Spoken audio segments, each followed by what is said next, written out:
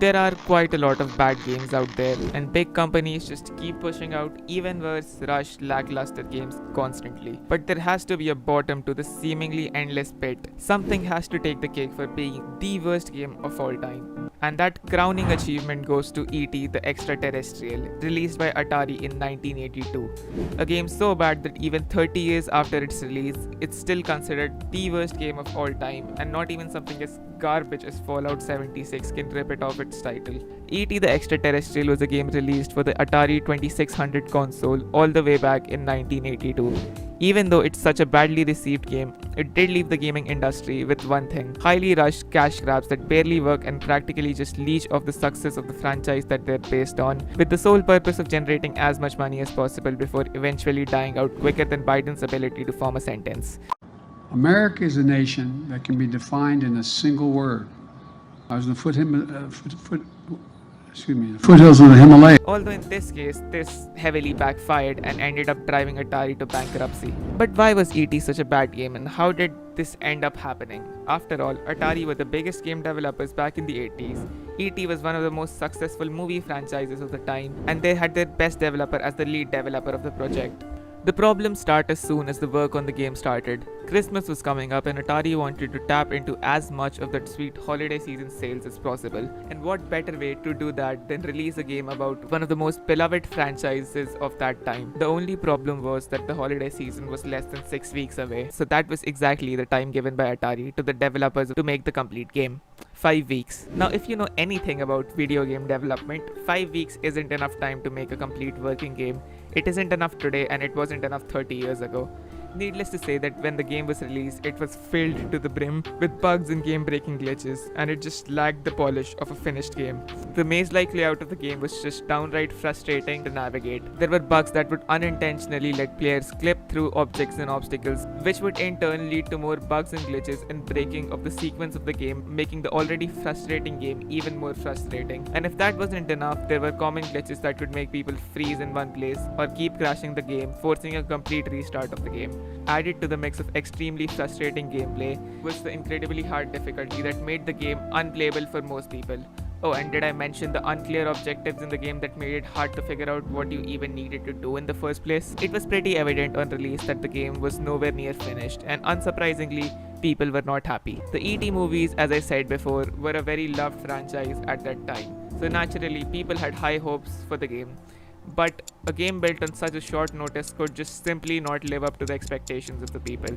It actually did quite well in the first month of its release, selling about 1 million copies, but as the month of December came to an end, the problems began increasing rapidly. And at the end of the month, the stores were filled with unsatisfied customers demanding a refund or exchange. But this wouldn't be the end of Atari's issues. The problems had just only begun. As word began to spread about the game, people were more and more reluctant to buy the game, or as a matter of fact, any game made by Atari, adding fuel to the burning pile of garbage that was Atari's already declining sales figures was the video game crash of 1983, which many people say was caused by ET itself. During the time frame from 1983 to 1985, home video game sales dropped from about $3.2 billion to about $100 million, a drop of about a staggering 97%. As you can tell, this was not good for Atari. They had basically dug a grave for themselves. As sales tanked, so did profit. Atari had already produced ET in massive numbers even before the game's release, expecting high numbers of sales, and well, at this point we all know how that went. In an attempt to hide the shame that the game brought upon the company, Atari sent the remaining copies of the game, along with many other copies of different games, to be dumped in a landfill in New Mexico. This incident was confirmed in 2014 when the site was dug up. Today, these cartridges, due to their scarcity, sell for a high price, but their worth remains only as a collector's item. Atari were never able to recover from that downfall. In 1984, the home computing and game console department of Atari was sold to Commodore International, and in 1985, the arcade department was sold to Namco Limited. The rest of the company was renamed Atari Games Inc. and would eventually shut down in 2003. Under Commodore, Atari started to work on personal computers and even found success to some degree with its ST line of PCs. But it was nowhere near the past prime of the company. What was once one of the biggest tech giants in the world and the face of the video game industry was now struggling to find any success. and any hopes left for a comeback were killed off in 1993 with the release of the Atari Jaguar. The console was hard to code for and had mediocre performance, making it have less games. They also faced competition from Nintendo, who, in the absence of Atari, had taken the throne in the home video game console market. The Jaguar was released at the same time as the SNES, which was one of Nintendo's most critically acclaimed consoles of all time. The Jaguar sold a measly 125,000 units, further cementing the company as a relic of the past. As of today, Atari still exists, but there's just the shell of the giants that they used to be, focusing on cryptocurrency and video game themed hotels.